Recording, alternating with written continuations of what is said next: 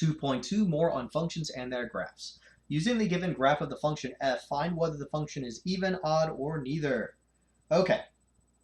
Now the even test. The even test is if you plug in a negative x, it has to give you the same y value as the positive. So here's y is 0.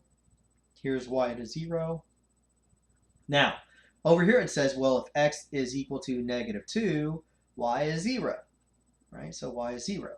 Well, the only way this is going to work is if x is equal to a 2, y is also 0. But if you notice, there's an x equal to 2 here, and y is definitely not a 0. Or you can think of another term as when x is equal to 1, y is 0. But that means that when x is equal to a -1, y would also have to be equal to 0. So neither of those is true, right? And it only has to have one exception for the whole thing to break down. So this is not even. So we know it's not even. Not even. Well, you might think, well, what about odd? Okay, good point. So what that means is if I plug in a negative value, for instance, if x is equal to a -1, it would have to, well, that's not going to help you because the negative and positive 0 is not going to help you either way, right? So let's pick these numbers over here. So if I pick put in a positive 3 for x, it spits out a positive 1. That means if I plug in a -3, right? So right here you can notice that, okay, when x is equal to 3, y is equal to positive 1. If this is going to be odd, that means when I plug in x is equal to a -3, that means y would have to be a -1. But it's not. Y is actually equal to a 1. So by that one, it's not odd. And since it's not even or not odd, it's neither. Okay, it failed both. All right, let's try this one over here. So using the given graph of the function f, find whether the function is even, odd, or neither. Let's see if it works on this one. So what numbers can we I can tell that number right there is a -2, +1. Looks like this point over here. Looks like that is a -1, +2. We have a point over here.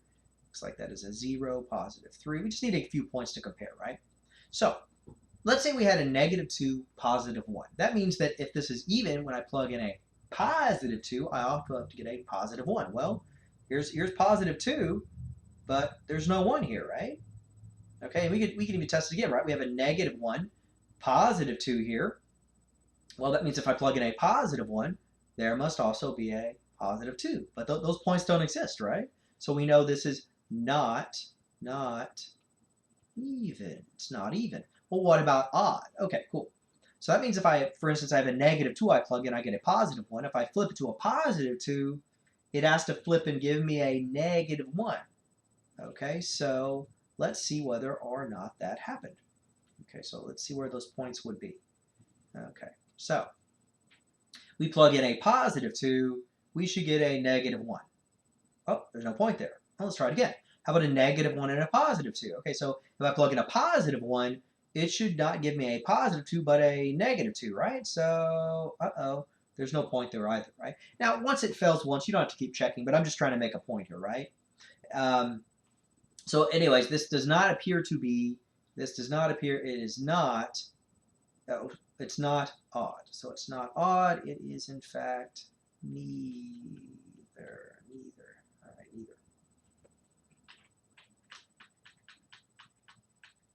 So we're going to determine whether the function is even, odd, or neither, then determine whether the function's graph is symmetric with respect to the y-axis, the origin, or neither. Let's plug in some negative x's. So let's see, what if we have a negative x here?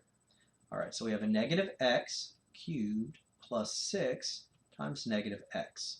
A negative to the third power is still a negative, so we have a -3, or -x to the third power. And in this case, it's just going to be +6 times -x, which would give me a -6x. Now, what this means is when I plug in a negative, I didn't get back the original. Okay, so we know it's not symmetric with respect to the y-axis, right? Okay, I should probably write these out. So let's say y-axis, y-axis symmetry.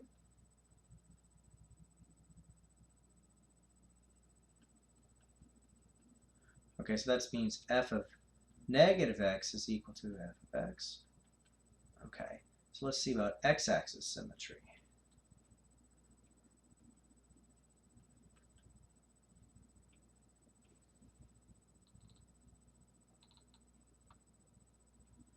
Okay, so what we basically do here is we plug in a negative y, right? So for instance, let's say we make this y. What we basically say is y is equal to x cubed plus 6x. And if we plug a negative y in there, could we get back the original? And the answer here is, well, I got a negative y, so I'm going to solve for y. So I divide both sides by a negative 1. And what I end up with is y equals negative x to the third minus 6x. And since I wasn't able to get back the original, I would say it did not have x-axis symmetry.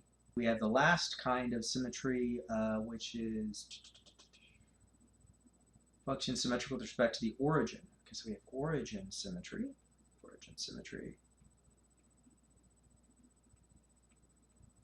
And what we would do is basically say negative y and a negative x, and if we get back the original or not, right? Something like that. Okay. So in that case, what would happen is I go back to the original, and let's say I said a negative y is equal to negative x cubed plus 6 times negative x. What would I have is I would have negative x is equal to negative x cubed minus 6x. And if I divide everything by negative 1, sure enough, I get back the original. I'm gonna have a hard time getting it all to fit in this space now. Y is equal to positive x cubed plus 6x, which if you notice, gave me back the original. So it looks like origin symmetry worked here.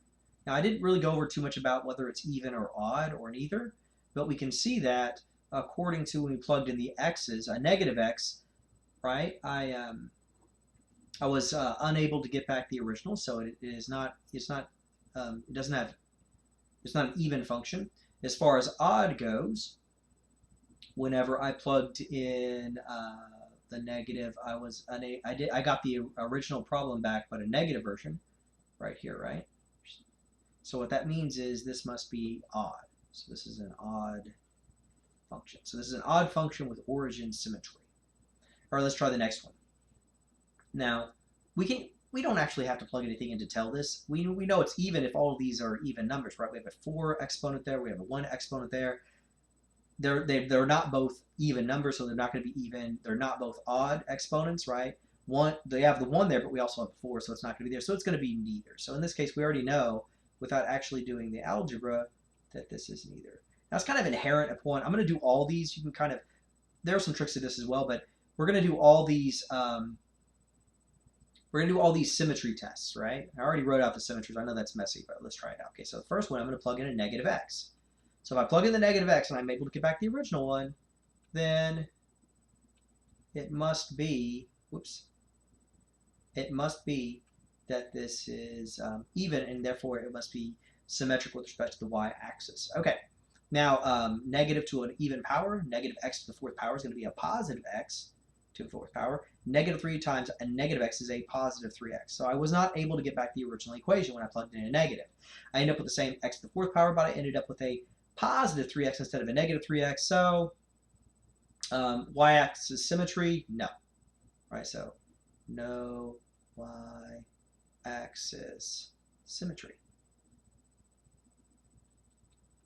Okay, so let's try the other one, right? So the other ones we're going to plug in a negative y. So we have a negative y is equal to x to the 4th minus 3x. Well, I divide both sides by negative 1, negative 1, flip everything. So we end up with positive y is equal to negative x to the 4th plus 3x. Oh, well, wasn't able to get back the original one either. Okay, so this one is no, and we would say no x-axis symmetry.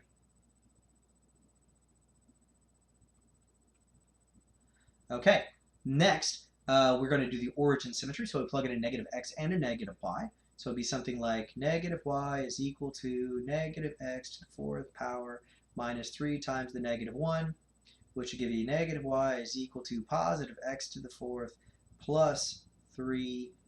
Oops, sorry, that's an x. Negative 3 times negative x is a positive 3x. And then we would divide everything by -1 to solve for y. And see if we get back our original equation. We end up with negative x to the 4th power minus 3x. And we were unable to get back the original, which is x to the 4th minus 3x. So no origin symmetry.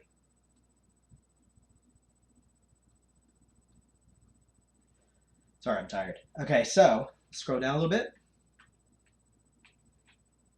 Okay, now we can kind of look at this and already tell what kind of symmetry we're going to get here. Notice that these both have even exponents. So we can already tell this is an even equation. And if it's an even equation, we already know automatically it has y-axis symmetry. Okay, and this is the tricks I'm talking about before. So technically we could have told the other ones without doing all the math. So again, these both have even exponents, therefore it's an even function, and it has y-axis symmetry. Okay, so if we, first of all, let's see what happens if we plug in a negative x. Do we get back the original? Okay, whenever I take that to the 8th power, what that does is that flips it from being a negative x, right, to a positive x, and we still have it to the 8th power. And the negative x outside stays the same, and as we see, we did not get back the original, so it does not look like it's even. So, you know, it's not even, right? So it's not even. And that means it's not symmetric with a not y-axis symmetry. So no y-axis symmetry. Okay, so let's try, how about negative y? So let's say we have a negative y equals positive x, 1 minus x to the 8th power. We divide by -1, we divide by -1, cancel, cancel, we end up with y is equal to negative x, 1 minus x to the 8th power. Okay, so it's no x-axis symmetry. X-axis symmetry. Okay, so let's try both. So let's apply both the negative x and negative y. So we say negative y is equal to, so it's y, right? So negative y is equal to negative x, square root of 1 minus negative x to the 8th power. Okay, cool. So that stays negative y. That stays negative x. The negative x to the 8th power goes positive, right? So that turns into minus x to the 8th power. Then when we divide both sides by -1, we end up with positive y is equal to positive x square root of 1 minus, x to the 8th power. And that checks out, right? We actually were able to get back our original equation. So this must have origin symmetry. Symmetry.